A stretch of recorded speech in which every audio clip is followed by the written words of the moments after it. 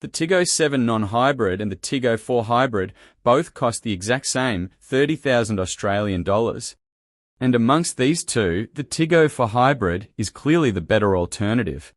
First and foremost, it has much better overtaking capability than the non-hybrid Tiggo 7, thanks to around 40% more power and a similar curb weight. However, in spite of better performance, the Tiggo 4 hybrid is twice as efficient as the non-hybrid Tiggo 7 in real-world conditions. Now that's a clean saving of $8,000 over a usage of 5 to 7 years. Agreed that the Tiggo 7 is a longer car than the Tiggo 4 by around 8 inches.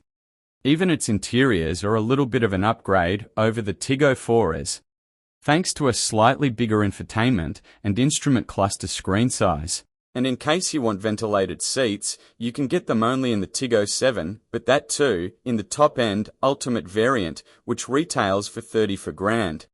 However, none of it is enough to justify the lack of Tiggo 7's overtaking capability compared to the Tiggo 4 hybrid. But this is not where the story ends. In fact, it brings us to the question of whether we should even be looking at new cars if the budget is around $30,000. Because if you are a smart guy who thinks that spending more than $35,000 on any car is a stupid idea, you are absolutely right. Because today, a Tesla Model 3 Performance is available for a mouth-watering $35,000 in the used car market. But that's not all. A 2-year-old MG4 X-Power is also available for the same price. It will be a tad bit slower than the Model 3 Performance in terms of acceleration. But the Tesla that you will find at this price will at least be 5 years old. Plus, it will have at least 150,000 kilometers on the odometer, while the X-Power can be found with just 40,000 kilometers on the clock. Now coming to the question of whether any petrol-powered alternatives can be found with similar performance in the used car market, then the answer is no. However, something slightly slower can certainly be found. The German hot hatches, namely the Audi RS3, Mercedes I-Class and the BMW 1 Series, all had their flagship versions capable of pulling a sub-5-second sprint to 100 kph some 10 years ago. Now they are all available for less than $20,000 except for the Audi RS3. But then, the Volkswagen Group can be forgiven for it as their Golf R takes its place on the roster. Our favorites are the Beamers. The M135i is available for as low as $16,000 with a delicious inline-6 turbo petrol mated to the ZF8 speed automatic and rear-wheel drive. To be honest, it doesn't make any sense to shell out an extra $20,000 for the EVs up there. If you want an even better driving experience, then you can get the 2 Series with the limited slip differential.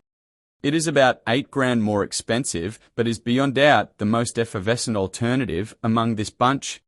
If you want something with all-wheel drive, you have 2 choices: the Mercedes i45 AMG or the Golf R. The Golf R has a more livable and yet also the more entertaining suspension setup, while the Merc is objectively more capable. If you insist on X-Power equaling acceleration, then the option of a Stage 1 Ray map also exists. For example, the Golf R, with a reliable Stage 1 Ray map from Revo, can crack the ton in 4 seconds flat. Not bad for a car that is available for $17,000, right? If you insist on a brand new vehicle in this price range, then the i20N is your best option. It is painfully slow compared to the used options though. Plus, it is only available with a manual gearbox. If you want an automatic, then the Swift Sport is your best bet. Else, you can stretch your budget to $41,000 and go for a Polo GTI. Can't really imagine who in their right minds would go for such slow and expensive front-wheel drive appliances. Especially when those entertaining Beamers are thankfully still available for those who know where to find them.